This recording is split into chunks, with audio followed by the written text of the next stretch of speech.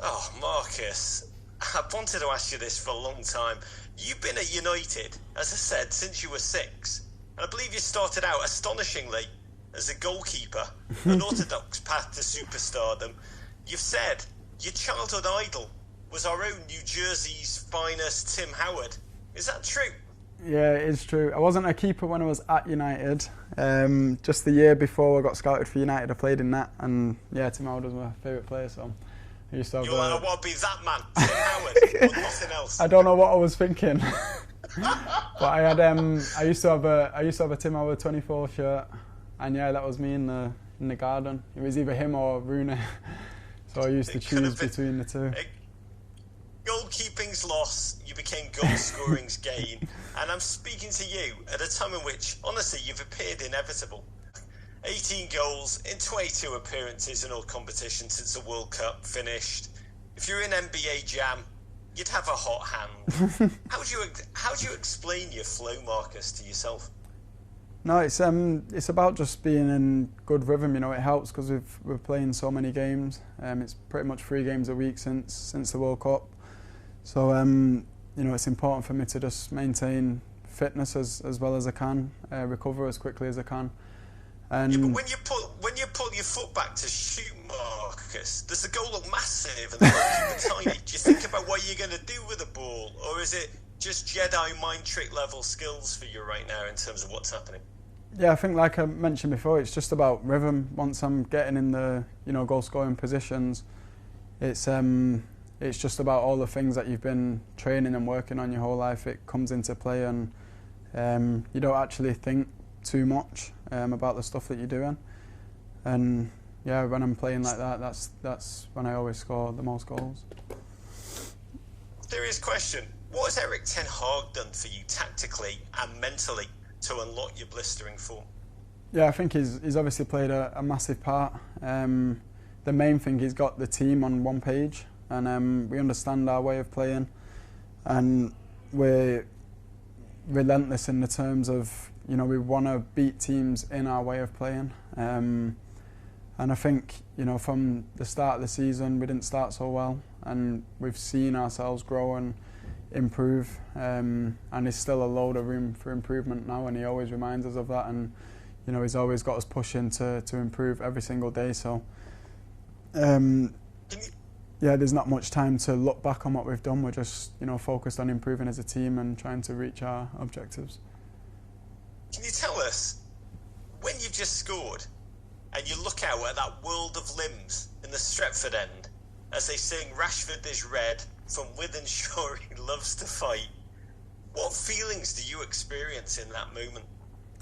Yeah, it's hard to explain the feeling. I think the one word that can kind of put it into perspective is like just a connection. You know, you feel as one in that moment, and you know, that's when it's always the best moments, because you know, the fans are a massive part of the club.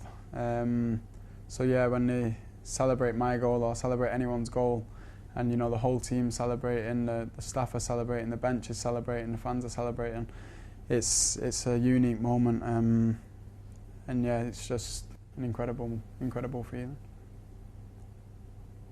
Marcus, as much as I love watching you on the field, conversations you have off it are just as fascinating. First of all, LeBron James. Sorry, I'll give him his full name. Liverpool owner LeBron James. You were on the shop, and you and King James bonded over your mantra: put yourselves in situations where you're not comfortable, which also, surprise, turns out to be his favourite saying. Now, talking about putting yourself out of your comfort zone, what's it like for you doing American television with such a legend? Does it feel normal to you, or do you feel nerves? It's a little bit different, but it's exciting. I always find conversations with, you know, athletes that play different sports. It's always interesting to see how the mindset changes, if it does change.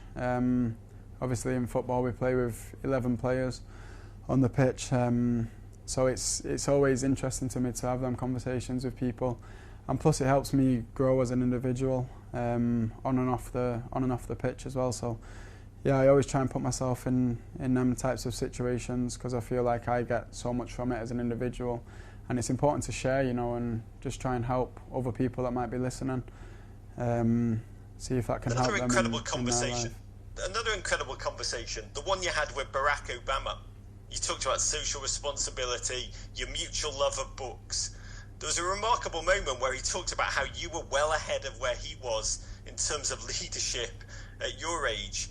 Seriously, Marcus, I can't imagine what that must feel like to hear that from a president of the United States of America. What did you take from that conversation? What did it make you feel was possible?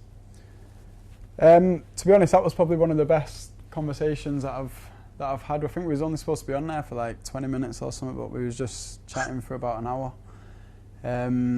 But yeah, I just learned so much from him. You know, his upbringing, the things that, you know, pushed him to get into the position where he managed to get to, and also what he's looking to do after that as well. So it was a real eye-opener. I didn't really know what to expect going into the conversation, but like I said, it's about putting yourself in them types of situations in order for me to grow as an individual. And you know, if at the end of the day I want to do my best to you know, help my family, help my friends, help my country, my environment, and I feel like in order to do that I have to get insights from people all around the world, and yeah, the conversation with him definitely stands out as, you know, one of the most interesting conversations that I've had.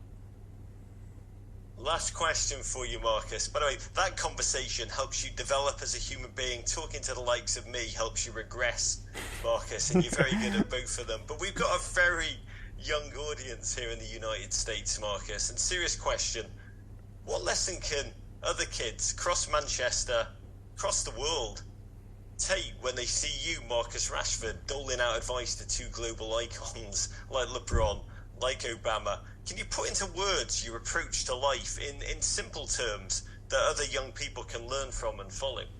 I think the best way to put it is just never limit yourself.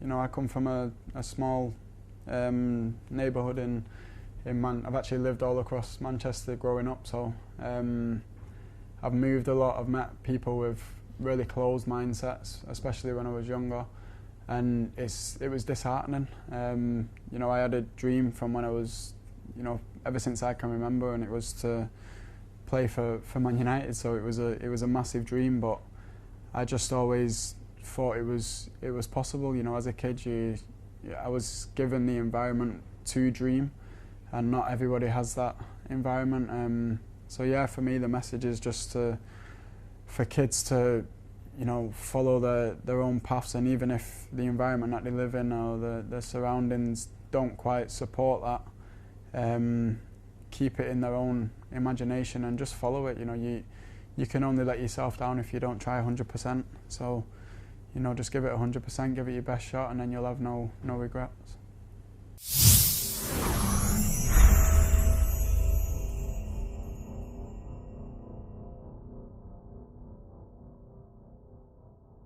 Ya que nos encontraste, no olvides suscribirte a nuestra página para disfrutar de las mejores jugadas de la Premier League, lo más destacado de las Chivas Rayadas del Guadalajara y todas las novedades del mundo del deporte. Te esperamos.